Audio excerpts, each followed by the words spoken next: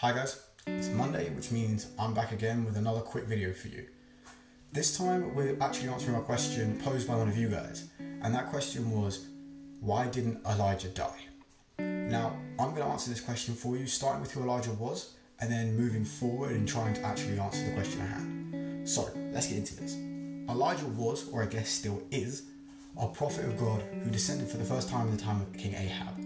Now, there's no given description for Elijah except for the fact that he was a Tishbite from the region of Tishbe in Gilead. However, his name translates to "My God is Yahweh," so we can kind of assume that he was destined to be a prophet from birth.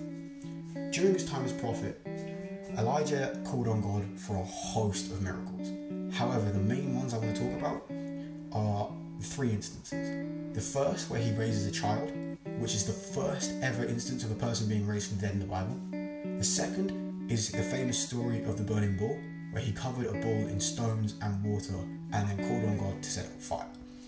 This is one of the most famous stories in the Bible. And the third instance is when he prophesied. And the two famous prophecies that I found when I was researching were the deaths of Jezebel and of the successor to King Ahab. Elijah also hid from God on Mount Horeb, and while he was there, he complained to God about not only the Israelites, but his own weakness.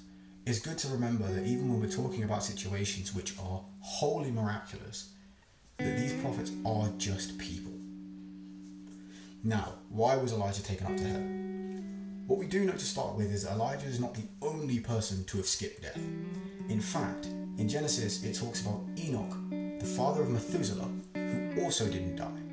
And this is shown in Genesis 5:22-24. When Enoch had lived 65 years, he became the father of Methuselah. After he became the father of Methuselah, Enoch walked faithfully with God for 300 years and had other sons and daughters. Altogether, Enoch lived a total of 365 years. Enoch walked faithfully with God, and then he was no more, because God took him away.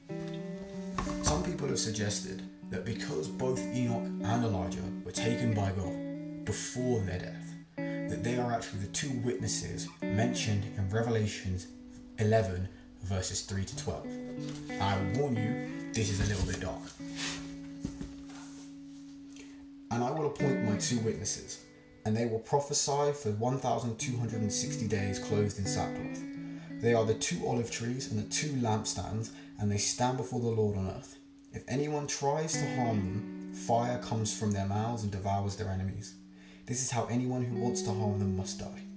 They have the power to shut up the heavens so that it will not rain during the time that they are prophesying, and they have the power to turn the waters into blood and strike the earth with every kind of plague as often as they want.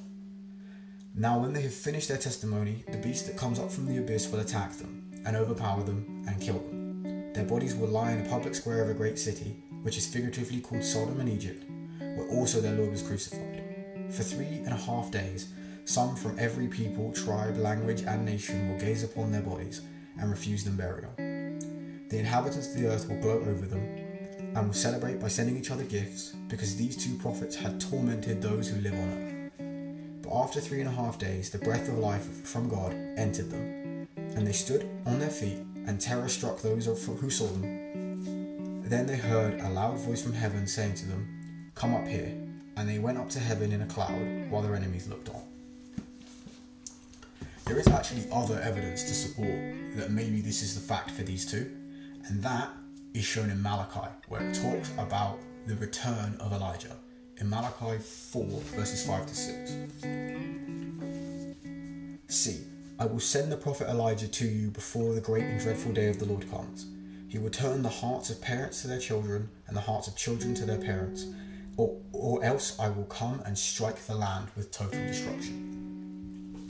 However, there's also another theory, that both Elijah and Enoch were transported to a separate place on earth, and that they wait there for the Lord to call them. Now this is actually shown in John 3:13, where Jesus says to Nicodemus that no man has entered heaven except for the one that has come from it, and Jesus referring to himself. In the end though, I cannot definitively tell you why Elijah didn't die, because I'm not God, and God is the only person who knows. As it says in Matthew Henry's commentary on the Bible, It is not for us to say why God would put such a peculiar honour on Elijah above other prophets. He was a man subject to passions as we are, who knew sin and yet never tasted death. In the end, there are some things that despite all the research, despite all the prayer, we just don't know. And we may never know. And that's right. It shouldn't deter you from asking questions. It shouldn't deter you from praying for answers. But it is good to remember that God reveals all things in His time. And sometimes He doesn't reveal them at all. I hope you guys have a great day. And I really hope you ask more questions.